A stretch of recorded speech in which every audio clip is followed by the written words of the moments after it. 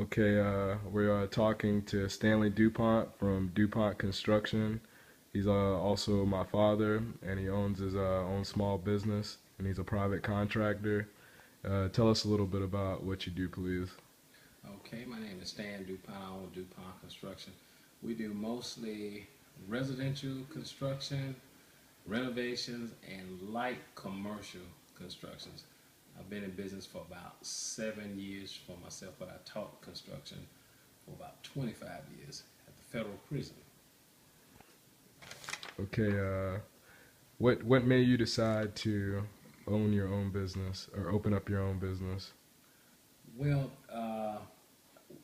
retired from working at the prison and was looking for something to do. Too young to retire and just sit down. So I knew construction, so I thought it would be easy for me to go into, and I like doing construction. Okay, what was the inspiration to start your own business? My grandfather probably, as a young child, I used to work with him, and to see the response that people gave when you did a good job or knowing that you did something that would last throughout the ages just gives a good feeling. It's kind of like artwork, creating a picture or something that'll last. Okay, how much money, time, and planning did it take you before you decided to open up your own business? Well, it took about a year of planning because I had to study for the contractor's exam, and it took about a year to do that. It did not cost a lot of money because I had most of my tools already just from doing things for myself, and I didn't have to buy a truck. But if I would have had to come up with startup capital, I probably would have needed about actually $50,000 to $100,000 if I needed to buy transportation and finance projects and what have you. Okay, how do you promote your business? Do you do it by the internet, word of mouth, or any type of marketing or advertisement? Most of it is done word of mouth. I had several ads in the phone books, but I'm taking them out, and I had a website. And the reason is I'm trying to downsize a little bit, and workloads get kind of heavy, so really don't want to pick up any new jobs. Okay, what's the reasoning behind why you don't want to expand in size, or why you want to stay in the same like category of size? Well, I want to be able to control quality, and the larger a company grows, the harder it is to control quality. When you're a small company, you can kind of be there most of the time to check on employees and seeing how the job is going, seeing if the customer is happy or if your employees need anything.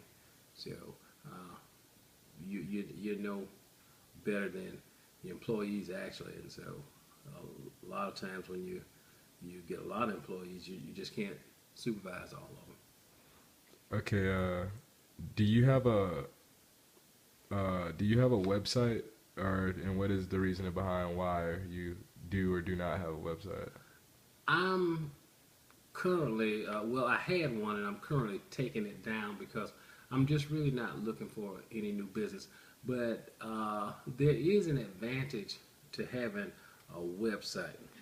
And you can simply, when customers have questions, if you have a website that's well thought out and well planned out, that you can give them a lot of information and they can look at it time and time again. On my website, I explain the construction process. And if a person goes to the website and they could see something in writing, um, it would be less you would have to explain to them, and it doesn't take up much of your time.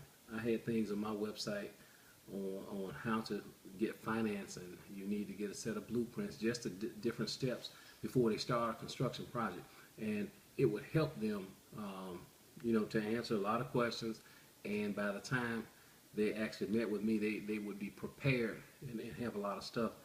Whereas if I didn't have the website, um, you might spend a little more time trying to explain what you're doing. But like I said, I'm taking it down because I'm really not looking for a lot of new work or a lot of new business. Okay, how do you decide upon the people that you contract for different jobs for the construction process? Well, diff- different people have different skill levels, and I try to match the people that I use to the job and to the customer. A lot of times, money is not an issue, and customers want top quality uh, work and craftsmanship, and so I would use a person that might be a little more expensive, but might have more skill or more knowledge in whatever we're trying to accomplish. And also, I rate my subcontractors, uh, A being the best, and C being probably not the best. And I really don't use D's and F's. So uh, I have a little rating system, and it depends on a couple of things. All jobs don't require an A-type person to do it, but some do. Okay, what do you think is the most important quality of any employee or anybody you contract or a subcontractor when they're doing work for you? Uh, Being on time. That's the most important thing. Most people probably can do the work, but people have a lot of issues that prevent them from being on time. Child care, transportation, and trying to manage other jobs. But um, it doesn't matter if you cannot be on a job, and that's any job, at a specific time. You can't really be effective. So being on time is and punctual and dependable is really is really what I look for in a good subcontractor. Okay, what kind of things do you do on a day-to-day basis as the owner of your own company? Like what kind of day-to-day? Well, I do it all. Um, I have to meet with customers and give them bids on jobs, come back and type up most of the bids. Sometimes I get help doing that. Then I have to go out and supervise the actual job. I have to get materials to the job site. So it can be quite a bit, and obviously solving problems. If there's a problem, the customer's not happy with something, I have to go and fix that, or I have to deal with inspectors and that sort of thing. So I wear a lot of hats being a small private owner. Okay, what makes you feel like your business is a success? Um, because I try to do a good job, I'm happy just knowing I've given most jobs my all. And of course, I guess the real measure of success is how much money you make on a job. That's one way to measure it. Um, I do okay. Um, and if a customer refers you to someone else, then you can pretty much feel like you've done what you're supposed to do. Okay, what is the best advice you can give someone about starting up their own personal business on their own? Well, first of all, everyone's not cut out to own a business. If you are not a self-starter, then you're going to have some problems. No one's going to make you get up, make you go do things that you need to do, and if you don't do that, then it won't get done. Um, you have to be prepared to live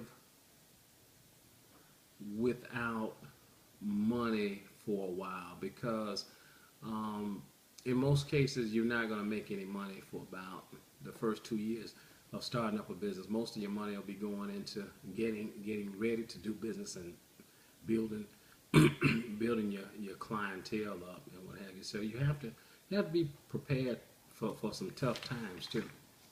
And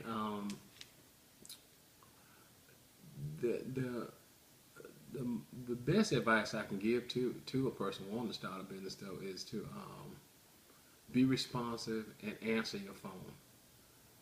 Whether it's good conversation, bad conversation, you need to take care of your customers and be responsive to them, even if it's a negative situation. Don't let things build up or put things off, and then down the road they come back to haunt you. Deal with the situations and problems and move forward. Okay, what do you think the most difficult aspect, like the most difficult thing you've ever had to overcome owning your own small business has been throughout the span you've owned it? Actually, I pretty much enjoy what I do, but having to overcome the fact that people don't always do what you expect them to do, it's kind of a problem for me.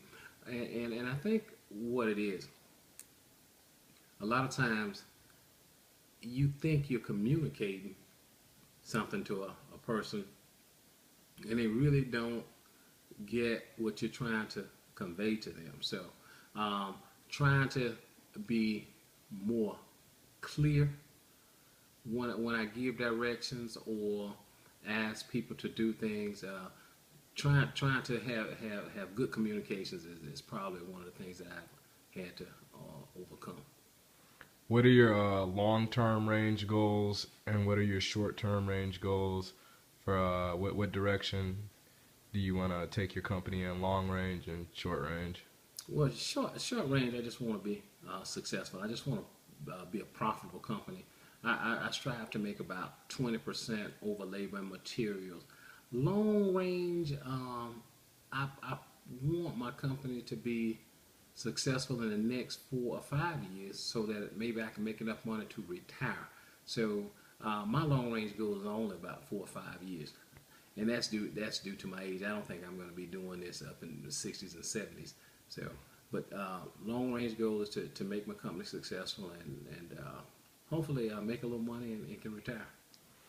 Okay, what are some of the negative aspects about owning your own business? Like, what are some of the negative things? Um, Supervising people is one of the negative aspects, and that comes from you assuming that people understand what you want them to do, and you think because people have been in business for a number of years that they know what they're doing, or sometimes I assume that they will do things the way that I would do it, and but just dealing with people and the different personalities, it can be problematic sometimes. But what I try to do to resolve some of that is I try to first of all make myself clear verbally, and I try to write good contracts or use blueprints, something in writing that would tend to get most of us on the same page. Okay, out of the 7 years that you've owned your company, what are some of the things that you like most about being a small business owner, or things you like most about owning your own business? Well, what I really like about being a small business owner in construction is that I do have the ability to help people, and sometimes I do wind up helping, especially senior citizens. They'll call me on a job, and they might not have quite the amount of money they need to do extra little things, and I might fix it for them free, or talk to some of the guys that work for me and help out senior citizens and single females, that might not have a large income and might have children and that sort of thing. It's good to be in a position to help people. And one of my goals actually is to be able to provide free homes to single families, single-headed families that may not have an income to afford a house, or be able to assist in some sort of way. That is one of my big goals, but I haven't been able to do that yet. All right, well, thank you. It's been a great interview, and this is Stanley DuPont from DuPont Construction.